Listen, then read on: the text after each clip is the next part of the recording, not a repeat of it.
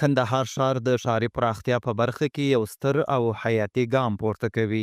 قربان قربان وطنم جانو جانان وطنم جانو جانان وطنم.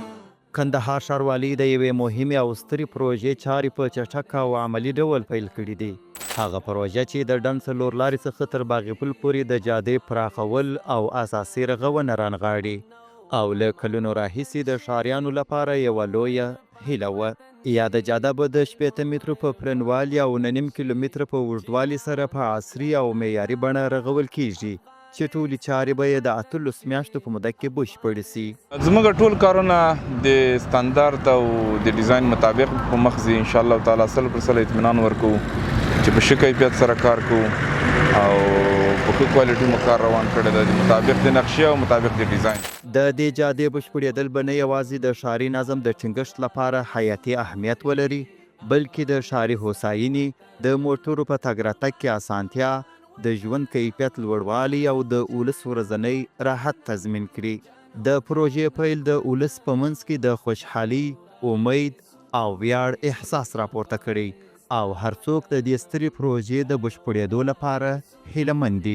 مخکې پر دې ځای موږ دونه په مشکلاتو وروره چې په دغه سړک باندې به چې دا موټران تېرېدله په ساتو به دا لار بنده وه. نو اوس موږ ډېر خوشحاله یو د دغه کار څخه چې مثال د خبرې د سړک د پراخېدو څخه چې دا سړک پراخه سي ډېر به د عام ولس ته ډېره وسایي جوړه کړي. په پروژه کې هره ورځ 1500 تنه فني او غیر فني کارکوونکي بوخت دي چې د خپله د اقتصادي خوځښت او د کارموندنې ستره زمینه برابروي. د ښاروالۍ او امارات صاحب موږ ډېر خوشحاله یو چې په کار یې بوخت کړي یو. له بشپړېدو وروسته به دا جاده د ښار د تجارتي فعالیتونو د پراختیا لپاره نوې او مهمه لار وي. د سوداګرۍ جریان به چټک، اسانه او پراخ سي او ښاریان به د ښاري نظم، هوساینې او آرامتیا احساس وکړي.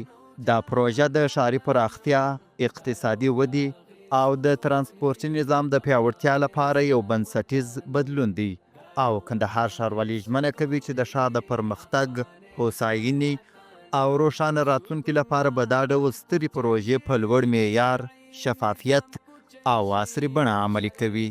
مشترک لکه د یو روح او بدن یو وطن زمونږ د یو مونږ د خپل وطن یو